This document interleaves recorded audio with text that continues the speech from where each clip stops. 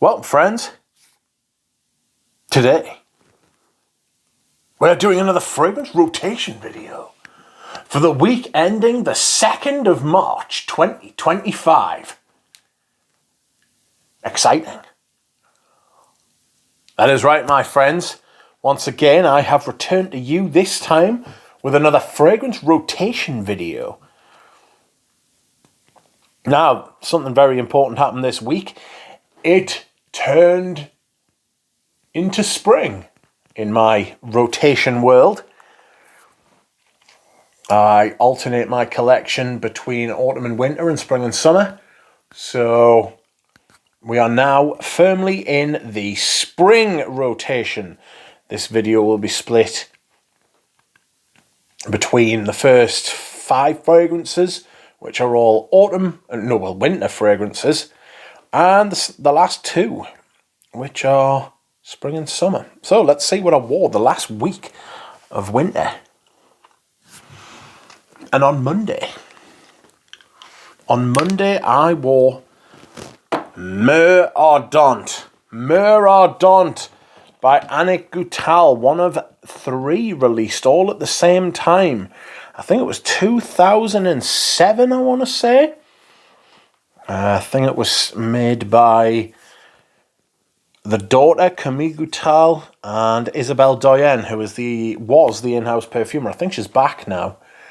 Because they did rebrand from Annick Goutal to just Goutal. And I think she let Isabelle Doyen go and then realised she'd made a terrible error. Which she had, to be fair, let's not take the piss. And brought her back. But this fragrance here is Myrrh. Something sweet like beeswax, benzoine. Myrrh again, it's like an ambery myrrh fragrance. It's gorgeous. It's fantastic.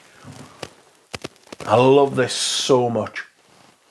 In fact, I think I love all of these. In fact, I do love all of these fragrances. It's been a pretty fucking great week, friends. I can tell you. Let's have a look here. Let's go to Tuesday, shall we?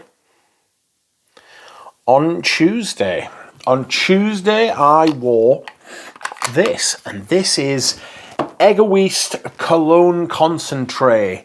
This is a vintage flanker to the original Egoiste, and it is just thicker.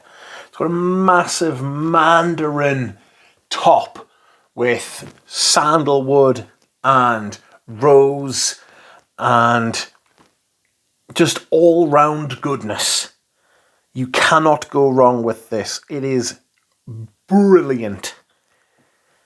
The performance is brilliant. The spray is huge. The sprayer on this thing, the atomizer, just perfume everywhere. All the perfume everywhere, all at once. It's sweet. It's not too sweet. It's not too much. It doesn't stray into sickly overbearingness. It's just a very natural sweet thread that runs through the perfume all the way. Smells very just naturally occurring, you know. Doesn't smell like any factories being involved, any processes being involved, you know. Beautiful. Absolutely beautiful. Hard to find, unfortunately. Hard to find. Got mine from Japan. All the way from deepest Japan. Okay, something I didn't get from Japan is next up. On Wednesday, I wore Veille Havan. Veille Havan. This has just been introduced in a 100ml bottle, of which I shall be purchasing probably. Because I'm not sure you can have too much of this perfume. It is wonderful. One of the great modern perfumes. This is the type of thing that gives you hope for the present and future. A lot of the fragrances out there made by your Xerjoffs, your Parfums de Marly's, your Jean-Paul Gaultier's, Hugo Boss, both niche and designer are completely on their arse at the minute. There's nothing. It's a wasteland. It's a fucking nightmare out there, literally. You know, zombies walking around wearing fucking amber woods. That is not what this is. It's very rich. It's very dense. It does have sweetness. It's got vanilla. It's balanced very well with like this kind of tobacco Tonka sort of thing that's going on in there. Chocolate, dates, something a little bit sweet again at the top. Gorgeous. It's an absolutely gorgeous perfume. I'd say one of the top fragrances released in the last 10 years, if not the top. Can't think of many better, if I'm being honest. You know, that's an idea for a video. It's very influencer-y though, but my picks would be completely different, like, you know, and no affiliate codes and no kind of nepotism in there. It would just be what I've found and what I like, you know. Okay, sorry, just staring blankly into the distance there. On Thursday, I wore my favourite fragrance, and this is a Balenciaga Homme. I love this. I was going to bring this into the autumn and winter. I was going to bring this into the spring and summer rotation to help try and get through the last of this bottle, but actually I think I'm just going to wait until spring and summer come back around. There's like a decent amount. How much? It's about a third. Under a third. Between a quarter and a third, I would say. Like, not to be too kind of precise, but it's around 25 to 30 mil. I'm terrified to review this, if I'm being honest, because I will never do it justice, but it's a massive patchouli, cinnamon, oak moss, honey bomb. I just love it. I love the way it is. I love the way it looks. I love the bottle. I love the aesthetic. I love the time frame, 1990. I just love all that shit, you know? I just love, it just smells like 1990, you know? Fantastic. Absolutely fantastic. Anyway, next up we have a fragrance from, I want to say 2014. God, I'm nearly through this as well. This will be getting finished off in the next autumn and winter. I love this stuff so much as well. All of these are loves. This is Tobacco Oud. I wore this on the last day of autumn and winter 2025. So you can set your clock to me wearing this on the first and last day of my autumn and winter rotation. Fabulous, absolutely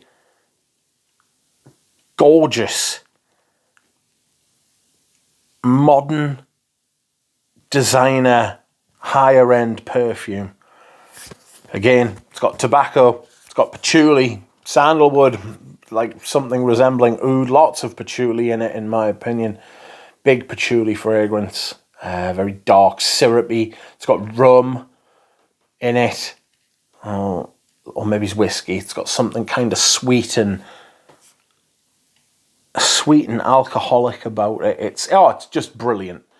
It's just warm and cozy and fantastic, and dark as well, you know.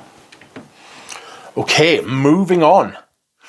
My scent of the day yesterday, as I wear every 1st of March, come hell or high water, one of the only times I will ignore the weather. This is to symbolise the turning of the rotation and to usher...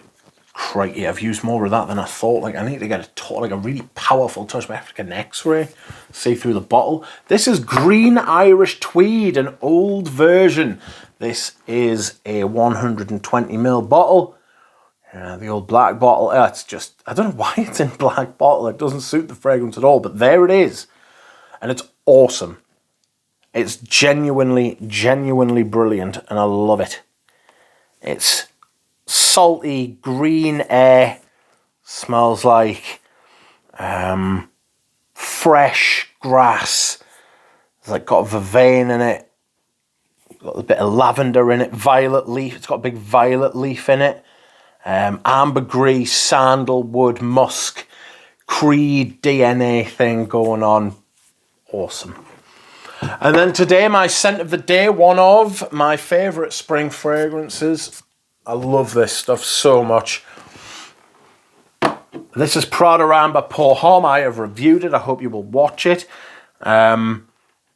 This is clean, warm soap. It's a male fragrance made by females. So if you want to actually know what females think men should smell like, and classy females as well, females who know what they're talking about when it comes to smell, buy this. Or try this anyway. Make sure you get the Tweed version, the made in Spain version. Do not get the made in France version because L'Oreal took over the license for Prada and they fucking butchered this. This has got a slightly purpley blue juice. Performance is amazing. Smells amazing. The fucking bottle's a bit of a nightmare to use, but again, get used to it. It's fantastic. Everything about it's fantastic, and I love it. Anyway, this has been my rotation for the past week. Very eventful. Hope you've enjoyed it, and I will see you all again soon. Bye.